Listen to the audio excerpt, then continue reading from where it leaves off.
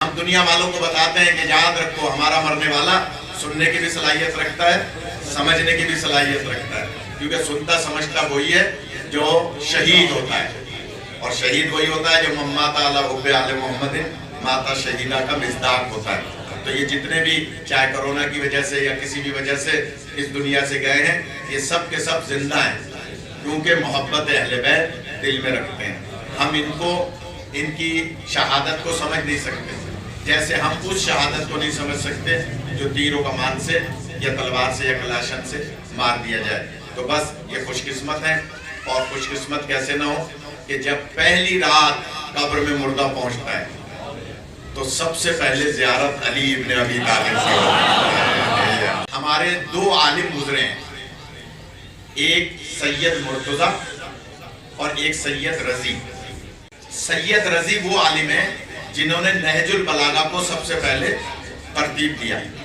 نہج البلاغہ جو کتاب ہے یہ ان کی ترتیب دی ہوئی ہے، خطب مولا کے ہیں لیکن ترتیب ان کی دی ہوئی ہے۔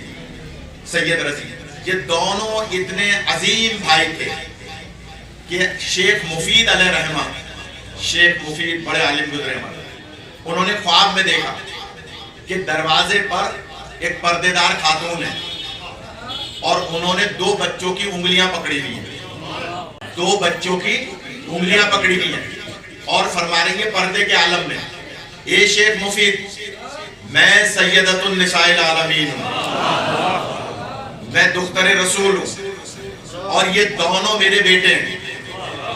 چھوٹی بات نہیں ہے، میں نے پڑھ دیا، آپ نے سن لیا۔ یہ دونوں میرے بیٹے ہیں، انہیں تم دین کی تعلیم دو۔ شیخ مفید کی آنکھ کھلی، رونے لگے۔ معصوم عالم میں شیخ، مجھے خواب میں پردے کے عالم میں صبح شکر کا سجدہ کیا کہ معصوم عالم پردے کے عالم میں بھی اگر بی بی کی زیارت ہو تو اس سے بڑی سعادت کوئی نہیں ہے۔ کہا کہ کیسا خواب ہے؟ ابھی نماز فجر سے فارغ ہوئے تھے کہ دروازے پہ دو بچے، بی بی نہیں تھی، دو بچے، اور وہ بچے دستک دیتے ہیں۔ شیخ صاحب پہنچے باہر، کہا کون ہو؟ جملہ سنیے گا۔ کہا رات، دونوں بچوں نے کہا رات معصوم عالم نے آپ کو حکم دے دیا ہوگا، رات معصوم عالم نے آپ کو حکم دے دیا ہوگا۔ کانپ گئے شیخ مفید کہ ان بچوں کو بھی پتا ہے۔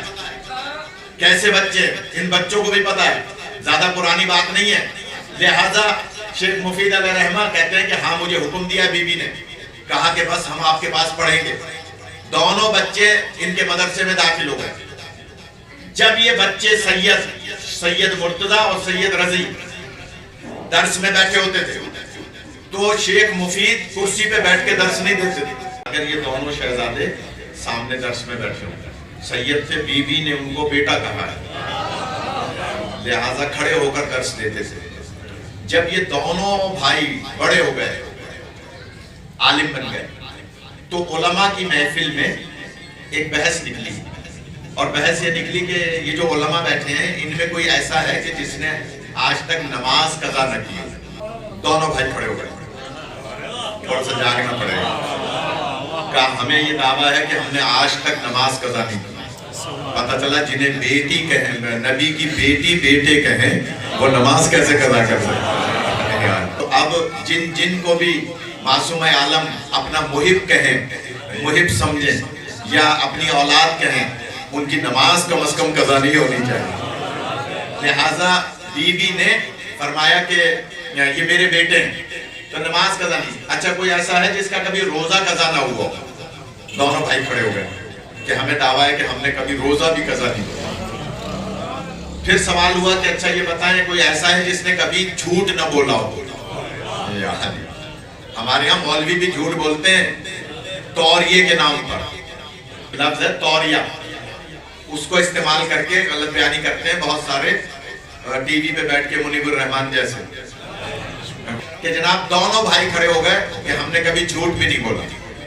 پھر سوال ہوا یہ بتائیں کہ ہمارے علماء کی محفل میں کوئی ایسا ہے جس نے کبھی ترک اولا نہ کیا ہو، یعنی جو کام شایان شان نہ ہو اس کو ترک اولا کرتے ہیں۔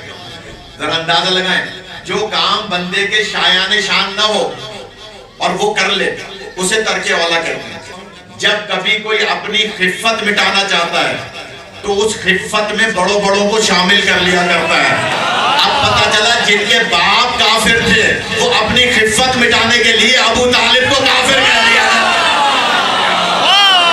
دونوں عالم، ان میں سے ایک بھائی نے کہا کہ مجھ سے ترک اولا ہوا ہے اور دوسرے بھائی نے کہا مجھ سے ترک اولا بھی نہیں ہوا.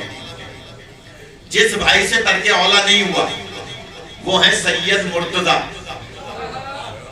وہ حج پہ جا رہے تھے اور حج میں ان کے ساتھ ایک پورا گروپ شامل تھا، جیسے حج پہ ہم گروپ لے کے جاتے ہیں.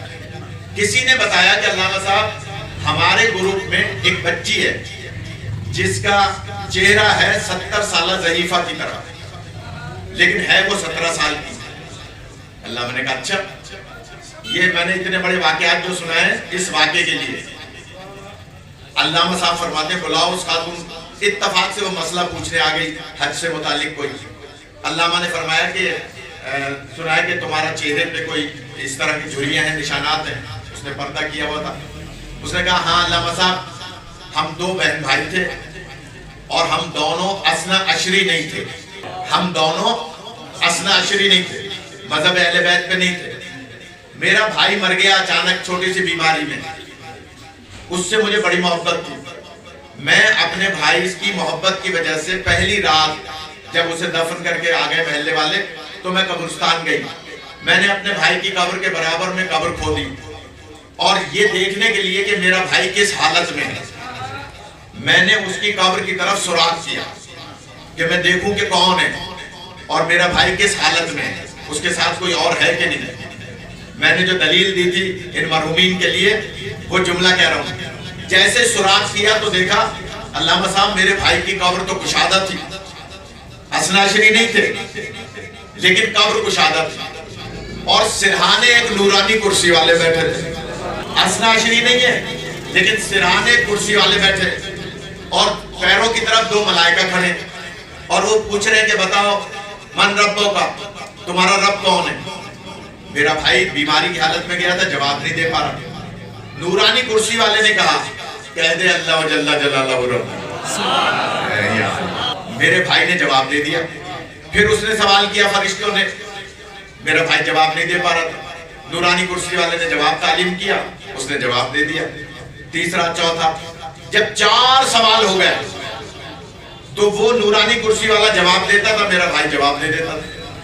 5واں سوال ہوا من اماموں کا، تمہارا امام کون ہے. تو میرا بھائی خاموش تھا. اثنا عشری نہیں تھے، میرا بھائی خاموش تھا. ملائکہ نے کہا کہ بتاؤ تمہارا امام کون ہے. پھر جواب نہیں دے پایا. تیسری دفعہ کہا کہ اگر اب جواب نہیں دیا تو تمہیں سزا دی جائے گی.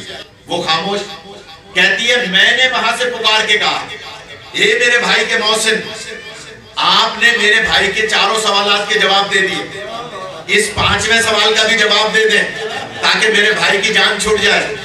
جملہ سنیے گا. تو نورانی کرسی والا یہ کہتا ہوا اٹھ گیا کہ اگر مجھے دنیا میں امام مانتا ہوتا تو میں کہہ دیتا کہ کہہ دے میرا پہلا امام علی ابن ابی طالب آنے والا ہے. کہا کہ نورانی کرسی والے یہ کہتے ہوئے چلے گئے کہ اگر یہ مجھے امام مانتا ہوتا تو میں کہہ دیتا میرا پہلا امام تو میرے سرانے موجود ہے.